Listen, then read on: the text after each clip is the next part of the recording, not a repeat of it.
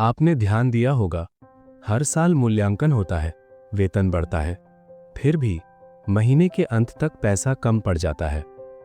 ये महसूस होना थोड़ा अजीब लगता है और सच कहें तो थोड़ा असहज भी, क्योंकि तर्क के हिसाब से पैसा तो ज्यादा होना चाहिए। पर सच्चाई ये है, आपका पैसा आपके हाथ में आने से पहले ही धीरे धीरे कम हो चुका होता है। ये बात आज इतनी जरूरी क्यों है? क्योंकि पहली बार मध्यम वर्ग खुलकर कह रहा है, हम पीछे जा रहे हैं। किराया बढ़ रहा है, स्कूल की फीस बढ़ रही है, रोजमर्रा का खर्च बिना शोर किए बढ़ता जा रहा है। लेकिन जब आप वेतन की पर्ची देखते हैं, संख्या बड़ी लगती है, तो फिर अंतर कहां से आ रहा है? थोड़ा अपने रोज के जीवन के बारे में सोचिए। आज का खर्च सिर्फ महंगाई नहीं है, आज का खर्च अनिश्चितता है। कभी इलाज, कभी मरम्मत, कभी कोई आपात स्थिति जिसकी योजना पहले से नहीं थी। पहले समस्याएं कम थीं, आज विकल्प ज्यादा है और हर विकल्प पैसा मांगता है। इसलिए लगता है जैसे पैसा हाथ से फिसलता जा रहा हो। आप गलत फैसले नहीं ले रहे, खेल ही ज्यादा जटिल हो गया है। चलिए एक सरल उदाहरण लेते हैं। मान लीजिए साल 2015 में आप 25,000 रुपए कमाते थे। उस समय पेट्रोल 60 रुपए के आसपास था, किराया संभालने लायक लगता था, जरूरी चीजें नियंत्रण में थीं।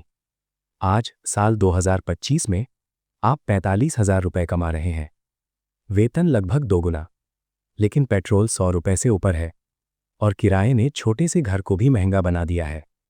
वेतन बढ़ा, लेकिन जिंदगी उससे भी तेज महंगी हो गई। यहीं से असली समस्या शुरू होती है।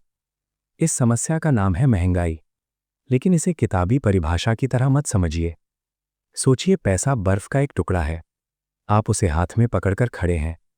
वो शोर नहीं करता, कोई चेतावनी नहीं देता, बस धीरे धीरे पिघलता रहता है। और जब तक आप ध्यान देते हैं, उसका बड़ा हिस्सा गायब हो चुका होता है। महंगाई बिल्कुल ऐसी ही होती है। लेकिन यहां एक जरूरी बात है, महंगाई सिर्फ चीजों के महंगे होने का नतीजा नहीं है, ये एक व्यवस्था का नतीजा है। अब थोड़ा असहज करने वाली सच्चाई सुनिए, पैसा कोई स्वाभाविक चीज नहीं है। जब भी नया पैसा व्यवस्था में आता है, वो सबके पास एक साथ नहीं पहुंचता। सबसे पहले पहुंचता है बैंकों, सरकारों और बड़े संस्थानों के पास। वहीं से वो पैसा पूरी व्यवस्था में घूमता है। कीमतें धीरे धीरे बदलती हैं। मध्यम वर्ग तक पैसा तब पहुंचता है जब चीजें पहले ही महंगी हो चुकी होती हैं। इसीलिए आप हमेशा दौड़ में थोड़ा देर से पहुंचते हैं। व्यवस्था का सबसे अजीब हिस्सा ये है, आपको लगता है आप पैसे को नियंत्रित कर रहे हैं, लेकिन असल में पैसा आपको नियंत्रित कर रहा होता है। कीमतें बढ़ती हैं, आप खुद को ढालते हैं। आय बढ़ती है, व्यवस्था खुद को ढाल लेती है। ये तालमेल कभी बराबर नहीं होता। यहीं से असंतुलन शुरू होता है। इसे एक वाक्य में समझिए, कीमतें भविष्य को पहले महसूस कर लेती हैं। वेतन हमेशा बीते समय का हिसाब होता है। यही विडंबना है। वेतन बढ़ना आपको सुरक्षा जैसा लगता है, लेकिन वास्तव में वो केवल जीवित रहने का समायोजन होता है। जैसे बाढ़ में पानी बढ़ता है और आप अपनी कुर्सी थोड़ी ऊंची कर लेते हैं। आप डूब नहीं रहे, लेकिन बाहर भी नहीं आ रहे। मध्यम वर्ग यहीं उलझ जाता है। 50,000 मतलब सुरक्षित, 1,00,000 मतलब सफलता। लेकिन व्यवस्था पैसे को सिर्फ संख्या की तरह नहीं देखती, वो देखती है इस पैसे से आप क्या खरीद सकते हैं। ताकत पैसे में नहीं होती, ताकत उसकी असली कीमत में होती है।